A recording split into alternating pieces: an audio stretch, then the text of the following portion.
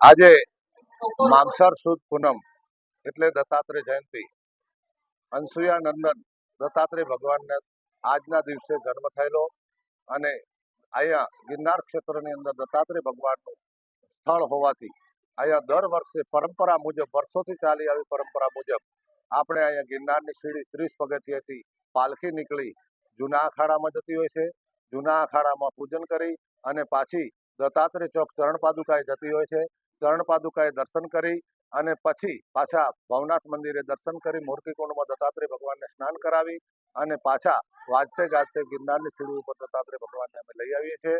પછી અહીંયા પૂજન આરતી કરી અને બધા સેવક તથા ગિરનારના સાધુઓ ભેગા મળી અને અમે પ્રસાદ લેતા હોઈએ છીએ. ભંડારો થાય છે અને તે વર્ષોની પરંપરા છે.